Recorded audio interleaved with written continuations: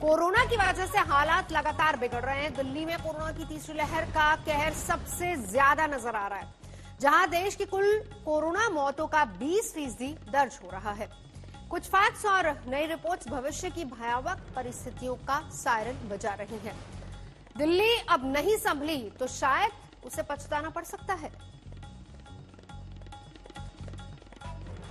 तो लगातार मामले बढ़ रहे हैं, जो एक खतरे का अलार्म भी बजा रहे हैं।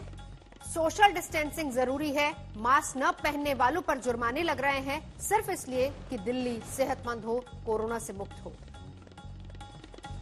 खतरा बड़ा है, समझने की जरूरत है और अपनी जिम्मेदारी निभाने का वक्त है।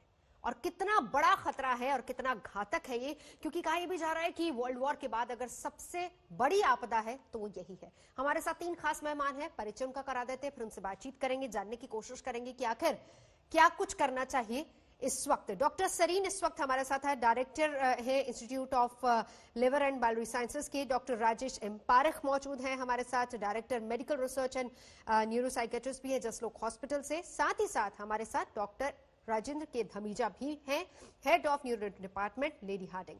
सबसे पहले डॉक्टर सरीन, क्योंकि मामले लगातार बढ़ते जा रहे हैं, थर्ड वेव कहा जा रहा है, और अगर हम 42 दिन की बात करें तो एक्टिव केसेस और ज्यादा बढ़ गए हैं। खतरा आने वाले दिनों में कितना है ऐसे में, जबकि ठंड लगातार बढ़ती जा रही है, क्योंकि इसका भी असर कहीं ना कहीं कहा जा रहा है कि इस पर होगा।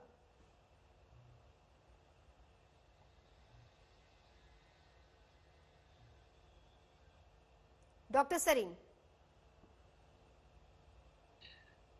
खतरा है, सबको पता है, पर लोग खतरे को अनदेखा कर देते हैं। जैसे आपने अभी एक पिक्चर दिखाई कि 2000 रुपए जुर्माना अगर मास्क ना लगाएं तो लगाना पड़ रहा है। ये एक जुर्माना नहीं है, ये आप समझ लें कि साइंस सिखाने का, साइंस की रियलिटी को बताने का एक तरीका है जो लोगों ने माना ही नहीं। अगर आप कहें कि भाई इससे वायरस जाता है, ये साइंस कह रही है, भाई मान जाओ उसको, और उसको मनाने के लिए जुर्माना लगाना पड़ रहा है, तो ये एक हमारी सोसाइटी की, सभ्यता की सोच में फर्क है। तो this is what they are saying is to accept, this is our little learning of science which we have to improve. Science को मानना पड़ेगा और उसके कारण से जो बेनिफिट हो रहे हैं उसको आपको भी, आपके परिवार को भी और सोसाइटी को देना पड़ेगा। केसेस बढ़ना रुक जाएंगे, ये साइंस बताती है, ये सारी स्टडीज बताती हैं। तो इसलिए हमें, जो हम कहते हैं ना, इसका यूज करना बहुत जरूरी है। और आप फाइन लगाते हैं ट्रैफिक में, उसमें लगता है कि एक बार निकल जाएंगे और बच जाएंगे, तो आप फाइन, और उसको ये फाइन ना समझे, इसमें नहीं बचेंगे, इसमें ऑप्शन नहीं है। इसलिए इसको एक्सेप्ट करना कि मास्क लगाना, प्रॉपर मास्क लगाना बहुत जरूरी है। और इसमें एक और बहुत जरूरी बात यह है कि मास्क आप लगाएं तो प्रॉपरली लगाएं, नाक और मुंह दोनों का। अब जैसे मैं घर हूं तो मैं बोल सकता हूं, पर बाहर हूं बिना मास्क के कभी नहीं बोल सकता, बिकॉज 3 ही चीजों से वायरस फैलता है, खांसने से, छींकने से और जोर से बोलने से। वायरस यहाँ रिसाइड करता है और वो चला जाएगा। तो ये साइंस है, बेसिक साइंस है कोरोना वायरस जी। लेकिन बड़ी बात यहाँ पर यही है, डॉक्टर पारेख आपके पास आना चाहूंगी, अपनी जिम्मेदारी को समझना और फिर उसको निभाना। क्योंकि जरा सी गलती, लगातार पहले दिन से ये बात कही जा रही है कि 2 गज की दूरी और मास्क जरूरी, बहुत बहुत ज्यादा जरूरी है, लेकिन इसको अनदेखा किया जा रहा है। ये भी एक सबसे बड़ा कारण है कि इस तरीके से केसेस बढ़ रहे हैं, थर्ड वेव आ रही है। कैसे कंट्रोल किया जा सकता है, आगे जाकर कितनी घातक ये हो सकती है? जी, पहले तो जो डॉक्टर सरीन बोल रहे थे उससे मैं बिल्कुल सहमत हूँ। दूसरी बात यह है कि मुझे नहीं लगता कि ये तीसरी लहर है, ये अभी पहली लहर ही चालू है। जब ये लहर खत्म हो जाएगी और अगर कोई भी केसेस नहीं रहेंगे और इसके बाद जो शुरू होगा, तो उसको हम दूसरी लहर या तीसरी लहर कह सकते हैं। जब हम तीसरी लहर की बात करते हैं तो हमको ये लगता है कि पहली लहर और दूसरी लहर गुजर गई और हम उसमें सफलता हमने प्राप्त की है। देखिए, 100 साल पहले जब इन्फ्लुएंजा का पैंडेमिक था, तब 3 लहर थी, लेकिन पहले और दूसरी लहर में कई महीनों का गैप था और दूसरी और तीसरी लहर में भी थोड़ा इंटरवल था। और उस समय 100 साल पहले जो दूसरी लहर आई थी वो पहली लहर से बहुत ही बड़ी थी। तो तो हमको जैसे डॉक्टर सरीन बोल रहे थे और सभी डॉक्टर आपके चैनल पे बोल रहे हैं कभी से कि हमको बहुत ही सावधान रहना चाहिए। ये एक पर्वत चढ़ाई के जैसे है। अगर हम लोग 100 स्टेप्स ठीक तरह से लेंगे लेकिन एक ही गलती करेंगे तो उससे बहुत ही खतरा हो सकता है। और हम हर रोज देख रहे हैं कि कितनी गलतियां हो रही है सब जगह पर, और इसके वजह से ये बढ़ रहा है। जब हमने हमारे कोरोना वायरस की किताब फरवरी मार्च में लिखी थी तो उसमें हमने ये भी लिखा था कि जब भी त्योहार होंगे, जैसे होली आने वाला था वो टाइम, अभी दिवाली के बाद और उसके पहले भी हम लोग बात कर रहे थे, ये केसेस बढ़ेंगे क्योंकि एक तो लोग परेशान हो रहे हैं कि हमको ये नहीं करना है, और दूसरी बात ये भी है कि त्योहार के समय लोग भूल जाते हैं कि हमारे यहाँ एक बड़ी पेंडेमिक है और इसके वजह से ये केसेस बढ़ रहे हैं। लोग मास्क आंख पे लगा रहे हैं, मुंह और नाक पे नहीं। जी बिल्कुल, और वो तरीके बार बार समझाया भी जा रहे हैं। डॉक्टर धमीजा, आपके तो बहुत सारे लेख भी हमने पढ़े हैं क्योंकि आप अपने लेख के जरिए भी लोगों को जागरूक कर रहे हैं, लेकिन एक चीज जो आपने लिखी कि आने वाले जो 15 दिन है वो ज्यादा क्रिटिकल हो सकते हैं और ऐसे में एक अर्जेंट एक्शन प्लान की जरूरत है। क्या होना चाहिए वो एक्शन प्लान? देखिए, ये जो कॉकटेल है, जो इस समय विंटर का सीजन है और साथ में फेस्टिवल सीजन है, हर एक चीज की एक प्रेसिपिटेटिंग फैक्टर है। फेस्टिवल की वजह से जो भीड़ इकट्ठी हुई है या जो विंटर की वजह से ये देखने में आया है कि वायरस की जो स्प्रेड है, जो इन्फेक्टिविटी है वो बड़ी है। और तीसरा जो पोल्यूशन है, अभी इतनी साइंस में स्टडी आ गई है कि जैसे एक क्यूबिक जो माइक्रो है PM 2.5, उसकी बढ़ने से भी जो मोर्टेलिटी है, जो डेथ रेट है, वो 7% तक ज्यादा है। ये यूएस की स्टडी है। ऐसे ही इटली में जब शुरुआत में उन्होंने देखा, 2 अलग अलग प्रोविंसेस की उन्होंने पूरे कंट्री की उन्होंने मैपिंग की, 2.5 जो पोल्यूटेंट है, जो पोल्यूशन है, प्लस इसके कोविड-19 की जो इंसिडेंस है या इन्फेक्टिविटी है, तो पूरी कंट्री में उन्होंने पाया कि 2 प्रोविंसेस ऐसे थे जिसमें कोविड-19 की स्प्रेड और PM 2.5 की जो मात्रा है वो बिल्कुल ओवरलैप कर रही थी। तो इससे ये मतलब निकलता है कि जहां जहां PM 2.5 ज्यादा है या पोल्यूशन ज्यादा है, वहां पे कोविड-19 की स्प्रेड भी ज्यादा है। ये तो पोल्यूशन की बात है। वैसे भी आप जानेंगे कि जब ये इस समय पर नवंबर दिसंबर में जब दिल्ली में पोल्यूशन काफी ज्यादा रहता है, तो उस समय तक जो इसके साथ जो इसके जो आफ्टर इफेक्ट्स हैं जो लंग्स पे हैं वो भी बहुत बड़े हैं। साथ में जो वेदर है इस टाइम पे विंटर का, जो उसमें रिलेटिव ह्यूमिडिटी है वो भी बहुत कम रहती है, ड्राई एयर रहती है। तो जो हमारी एयर अंदर जाती है उससे क्या है कि जो सीलिया है हमारे और जो म्यूकस है वो वायरस को बाहर एक्सपेल करने में नाकाम रहते हैं, तो बॉडी का रेजिस्टेंस भी कम होता है। सो विंटर की वजह से, प्लस जो पोल्यूशन की वजह से, प्लस लोगों का जो इकट्ठा होना, भीड़ में जाना, इन तीनों चीजों की वजह से हम तीनों पे ही फोकस करना पड़ेगा। और जो पहला सबसे अच्छा मुझे ये लगा कि मेरे लेख में जो मैंने पहले 1 हफ्ता पहले लिखा नेशनल न्यूज़पेपर्स में कि अर्जेंट प्लान की जरूरत है, तो सबसे पहला यही आया कि जो फाइन लगा मास्क पे। ये देखिए, हम जब बाहर निकलते हैं सड़क पे तो हम सीट बेल्ट लगाते हैं, जब हम ड्राइव करते हैं, यहाँ मोटरसाइकिल पे बैठते हैं तो हेलमेट लगाते हैं, तो वो अपनी सेफ्टी के लिए भी है और रोड यूजर्स दूसरे जो है उनकी सेफ्टी के लिए भी है। ऐसे ही हम आगे का डिस्टेंस रखते हैं, कार से पीछे का डिस्टेंस रखते हैं, साइड में डिस्टेंस रखते हैं, ऐसे ही सेफ दूरी रखना बहुत जरूरी है।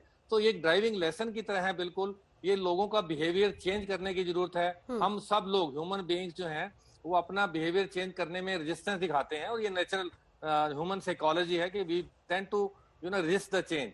उस बिहेवियर को चेंज लाना बहुत जरूरी है। और मैं शुरू से कहता आ रहा हूं कि ये जो सेफ डिस्टेंस, मास्किंग और सैनिटाइजिंग के साथ चौथा डायमेंशन जो है, आयाम जो है, वो ये है ह्यूमन नेचर को चेंज करना। हम सबको चेंज करना है, एक्सेप्ट भी करना कि हम लोग एक पैंडेमिक में जी रहे हैं। हमारे साथ डॉक्टर सरीन भी मौजूद है। डॉक्टर सरीन, अगर हम डेवलप्ड कंट्रीज और डेवलपिंग कंट्रीज के बीच में देखें तो हिंदुस्तान एक वक्त ऐसा भी था जब हमने काफी हद तक चीजों को कंट्रोल किया था, बावजूद इसके कि पॉपुलेशन बहुत ज्यादा है, काफी चीजें कंट्रोल हो गई थी। ढील के साथ साथ लोगों का एटीट्यूड भी कैजुअल हुआ, और इस बात को हमें एक्सेप्ट करना चाहिए। इस कैजुअल एटीट्यूड की वजह से ही आज हालत ये है कि वापस से केसेस बढ़ रहे हैं। क्या कुछ और करने की जरूरत है? क्योंकि बहुत सारे राज्य ऐसे हैं, कई जगह धारा 144 जैसे कि हम देख रहे हैं राजस्थान में लगा दी गई है, कई जगह रात का कर्फ्यू लगा दिया गया है। क्या लग रहा है कि इतनी सख्ती की आगे जरूरत होगी? क्योंकि लोगों के जहन में ये भी आ रही है बातें कि ऐसा ना हो कि दोबारा से लॉकडाउन की नौबत तक आ जाए। डॉक्टर सरीन, ये बात सही आपकी। पहले हम लोग काफी अच्छे थे, वर्ल्ड में हम लोग अपना एक गर्व महसूस करते थे कि भारत ने बहुत अच्छे से इस पेंडेमिक को आगे बढ़ने से रोका हुआ है।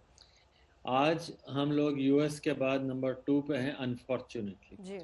ये देखा जाए यूएस की पॉपुलेशन वर्ल्ड पॉपुलेशन की टोटल 4% है, पर यूएस में वर्ल्ड के 20% डेथ्स हो चुकी। भारत में भी नंबर कम नहीं है, पर हाँ पॉपुलेशन इतनी ज्यादा है तो हम आसानी से कह देते हैं कि हमारे यहाँ डेथ कम है, पर जिसके यहाँ कोई मरता है तो पता लगता है कि कितना दुख है, कितना लॉस है। तो हमें इस बात का एहसास होना चाहिए कि हमने बहुत सारी चीजें जो अच्छे से करनी चाहिए थी नहीं करी। उसमें एक ढिलाई, लोगों का रुख, माइंडसेट, ये सारी चीजें हैं। और हाँ, अभी आप देख रहे हैं कि यूरोप में, चाहे उसे सेकेंड वेव कहें, ऑलमोस्ट हर स्टेट के अंदर, हर कंट्री में, स्वीडन ले लीजिए, इटली ले लीजिए, पेरिस ले लीजिए, सारी जगह पे एक तरह से लॉकडाउन का दोबारा से माहौल आ गया है। लंदन के अंदर दोबारा लॉकडाउन का माहौल आ गया है। पर मैं सोचता हूँ भारत में इसकी लॉकडाउन की अब सक्सेस कम हो जाएगी, क्योंकि बहुत सारा कम्युनिटी के अंदर वायरस आ गया है। ये मेरे विचार से नाइट कर्फ्यू, अरे भाई दिन में क्या लोग नहीं चलते हैं? तो नाइट कर्फ्यू का कोई बहुत राशनाले हो या सेक्शन 144 का कोई बहुत राशनाले हो, इससे नहीं पड़ेगा। हाँ, इससे ये पता लगता है कि लोग, जैसा डॉक्टर धमीजा और पारिक साहब कह रहे हैं कि रेजिस्टेंस है उनके चेंज होने में, ये इम्प्लीमेंटेशन बहुत ज़रूरी है। और हाँ, हमें ये भी ध्यान रखना है, और यूएस की एक बहुत इंपॉर्टेंट डेटा, अभी लास्ट डेटा है, कि लोग बाकी चीज़ों के लिए नहीं जा रहे हैं। जैसे मेमोग्राफी है, 50% रिडक्शन हो गया मेमोग्राफी कराने वालों में। डर के मारे घर से नहीं निकले, क्या उनके कैंसर जो पहले डाउटफुल थे अब बढ़ के प्रॉपर कैंसर की तरह से नहीं बन जाएंगे? Vaccination, 22% reduction in vaccination in US.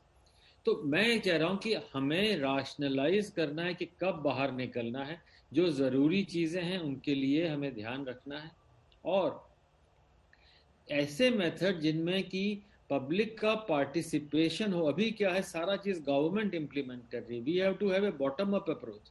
नीचे से हर व्यक्ति को समझना है, हर सिटीजन को समझना है कि ये मेरी जिम्मेदारी है। एक और बात जो गवर्नमेंट ने बहुत बार बार कही है, और वो ये कहिए कि डिस्टेंस रखें, पर 2 गज का डिस्टेंस काफी नहीं है। आई थिंक इससे ज्यादा डिस्टेंस की जरूरी है, specially in the polluted environment. Therefore the only way and the only single way is mask.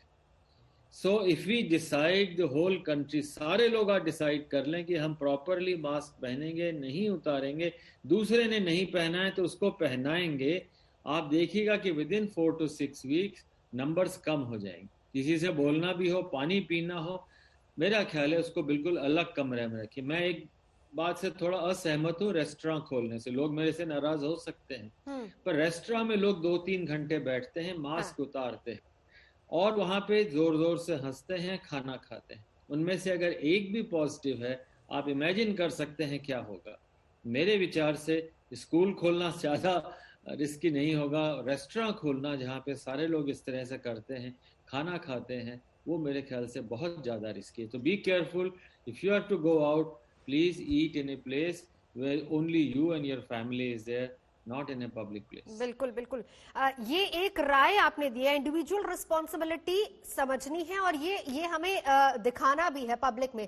लेकिन आप डॉक्टर साहब, डॉक्टर सरीन जैसे बात कर रहे हैं कि रेस्टोरेंट खोलने को लेकर उनको आपत्ति, जिस तरीके से उन्होंने बताया, क्योंकि वहां जाकर मास्क उतारा जाता है। डॉक्टर पारेख, ऐसे में दिल्ली की खास तौर पर अगर बात की जाए तो दोनों चीजें, जैसे डॉक्टर धमीजा ने भी जिक्र किया कि क्योंकि पोल्यूशन बहुत ज्यादा है, और ये भी एक कारण हो सकता है कि केसेस दिल्ली में खास तौर पर ज्यादा बढ़ा। अगर हम स्पेसिफिकली दिल्ली की बात करें, रेस्टोरेंट का जिक्र किया, नहीं खुलने चाहिए। दूसरा, भीड़ भाड़ वाले बहुत सारे ऐसे इलाके हैं, बहुत सारी ऐसी जगहें हैं जहां बाजार है, जहां पर लोग जाते हैं और उनको बंद नहीं किया जाता, या फिर उनको बंद करने को लेकर मार्केट एसोसिएशन को कल ही अरविंद केजरीवाल ने कह दिया था कि वो बंद नहीं होगी, लेकिन वहां पर एहतियात भी उतनी जरूरी होती है। डॉक्टर पारेख। जी बिल्कुल।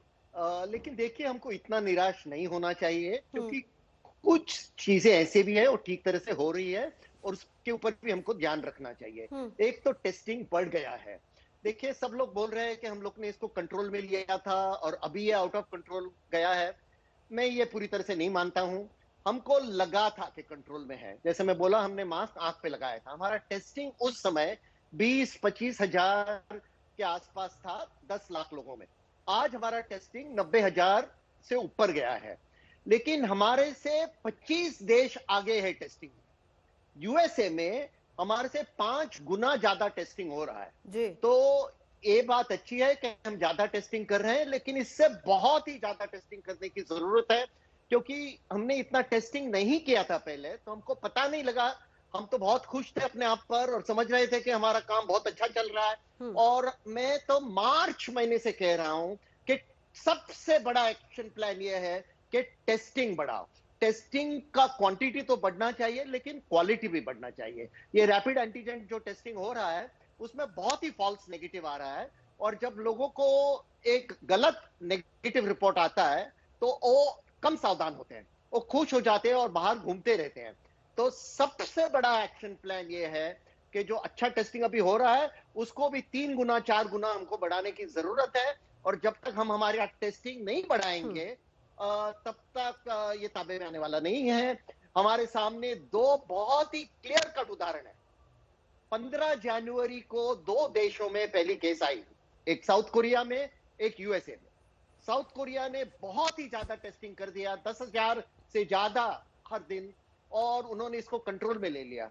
यूएसए ने तो टेस्टिंग भी नहीं किया और ये समझ लिया उनके प्रेसिडेंट ने कि ये तो चलने वाला है, जाने वाला है जल्दी, और उनकी हालत अभी हम लोग देख रहे हैं। बिल्कुल। तो सबसे ज्यादा हमको टेस्टिंग करना चाहिए। साउथ कोरिया में तो लोगों का लाइफस्टाइल सर पूरी तरह से चेंज हो गया। उन्होंने अपने चलने फिरने, बोलने का अंदाज, और फिर उसके बाद जो दूरी है 2 गज की दूरी सबसे ज्यादा, वो वहीं पर उस बात को अमल में लाया गया। डॉक्टर धमीजा, आपने कहा, जाहिर सी बात है कि कई लेखों के जरिए आप लोगों को जागरूक भी कर रहे हैं। 2,000 रुपए का फाइन जरूरी इसलिए नहीं है, लोगों को बताने के लिए कि ये आपकी सेहत के लिए उतना ही जरूरी है। लेकिन क्या सिर्फ दिल्ली में काफी होगा? ये एक एग्जाम्पल के तौर पर अगर देखा जाए, क्योंकि अगर हम एनसीआर की बात करें तो डेली बहुत ज्यादा कम्यूटिंग होती है दोनों एनसीआर में, उसमें फिर गाजियाबाद और फिर हरियाणा के भी बहुत सारे ऐसे इलाके आते हैं जिसमें फरीदाबाद हो गया, गुड़गांव हो गया। क्या सिर्फ दिल्ली में काफी है, या इस तरह की और फाइन्स की जरूरत आपको लगती है कि देश के और कई राज्यों में होनी चाहिए? और क्या कम्यूटिंग पर भी कुछ कंट्रोल होना चाहिए? बिल्कुल ठीक कहा आपने कि ये सिर्फ दिल्ली का ही मसला नहीं है, ये पूरे देश में ही एक जो है जागरूकता अभियान के साथ साथ डिटेरेंस भी है कि अगर आप मास्क नहीं पहनेंगे तो आप रिस्क हैं दूसरों के लिए। जो साइंस कहती है मास्क के बारे में वो ये है कि मास्क सिर्फ मेरे लिए नहीं है, मास्क बल्कि मेरे से ज्यादा दूसरों के लिए।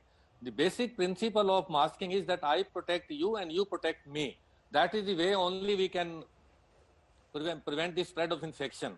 सो मास्क जो है, अगर आप खुद मास्क पहनते हैं तो दूसरे को जो आपकी जो सांस बाहर निकलता है उससे प्रोटेक्शन मिलती है, दूसरे में इन्फेक्शन नहीं जाती है। सो ये मास्क वाला इंपॉर्टेंट, इसलिए हम बार बार कह रहे हैं, पहले दिन से कह रहे हैं कि mask is the only answer now. जैसे डॉक्टर सरीन ने भी कहा है कि बाकी सब चीजें जो हैं फिजिबल हैं या नहीं है, लेकिन मास्क तो हम सब लोग जो हैं एक लोकल लॉकडाउन की तरह है कि आपने अपने चेहरे पे, आंख, नाक पे और मुंह पे जो आपने लॉकडाउन लगाया है ताकि ये बंद रहे और जो है दूसरों को इससे इन्फेक्शन ना पहुंचे। So masking is very crucial aspect. चाहे वो साउथ कोरिया का एग्जांपल लें, बल्कि साउथ कोरिया में तो लोगों को बांटे गए, सरकार ने मास्क दिए सबको। उन्होंने एक प्रोटोकॉल बनाया कि हर व्यक्ति को हफ्ते में 3 मास्क दिए जाएंगे या जो महीने में इतने मास्क दिए जाएंगे, सो दैट पीपल न्यू कि उनको जाके कहाँ से मास्क लेना है। और वो मास्क जो है सरकार ने दिए, और मास्किंग की इतनी इफेक्टिवनेस रही कि दूसरे कंट्रीज के मुकाबले में वो बहुत ज्यादा कामयाब रहे। ऐसे ही मैंने बहुत सारे साल जो है अपने लाइफ के ऑस्ट्रेलिया में बिताए हैं, और वहां पे भी यही रहा कि लोगों को जो डिटेरेंस दी गई या लोगों को जो जागरूक किया गया कि ये सिर्फ आपके लिए नहीं है, आप दूसरों को प्रोटेक्ट करना बहुत जरूरी है, तो मास्क पहनिए या आप घर से बाहर मत निकलिए।